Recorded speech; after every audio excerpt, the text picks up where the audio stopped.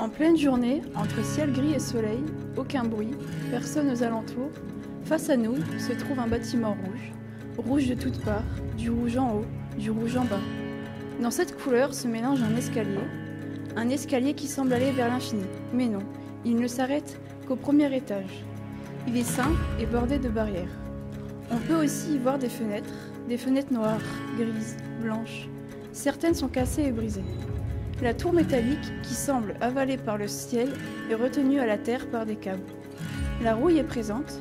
Ce bâtiment semble ancien, vraiment ancien. Mais on peut voir plusieurs barrières. Il est protégé. Se trouverait-il un danger pour l'humain dans ce bâtiment? On y voit une plateforme, une ancienne plateforme rouillée elle aussi, soutenue par des poteaux reliés par des croix. Nous sommes sur le site du 99 bis, mais nous sommes aussi aux usines de salpêtre de Humberstone et de Santa Laura. Nous nous trouvons face au site du 99 bis.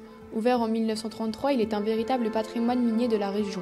Il fait partie des 5 sites majeurs qui sont inscrits au patrimoine mondial de l'UNESCO. Ce site regroupait à l'époque des miniers venant de tout le bassin minier qui vivaient dans les corons proches des mines. Nous voyons des visiteurs qui viennent tant pour sa partie historique que pour son côté dépaysant, grâce à la nature qui foisonne. Heureusement, en 1990, dû à son arrêt, il aurait dû être abandonné. Mais grâce aux associations du territoire, le 99 bis est un site plein de renouveau.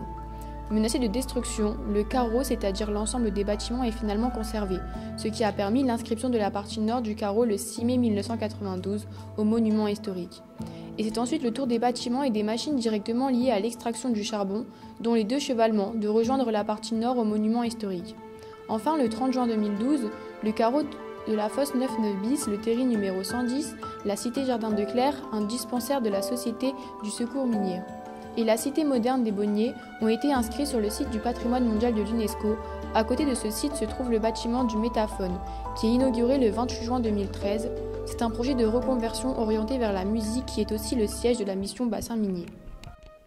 Mais nous sommes aussi face aux usines de salpêtre de Humberstone et de Santa Laura, ouvertes en 1872 et inscrites au patrimoine mondial de l'UNESCO en 2005.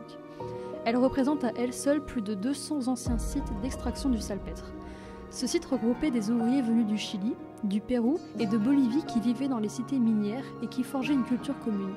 Elle se manifeste dans la richesse de la langue, la créativité et les liens de solidarité, surtout dans les luttes fondatrices pour la justice sociale. Elles sont installées dans l'un des déserts les plus arides du globe.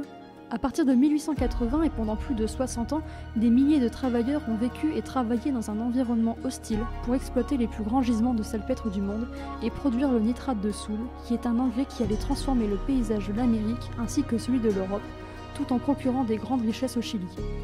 Malheureusement, les vols, la démolition partielle et l'absence de conservation et d'entretien jusqu'au classement de ce site en tant que monument national en 1970 ont compromis l'intégrité d'ensemble des 2 usines.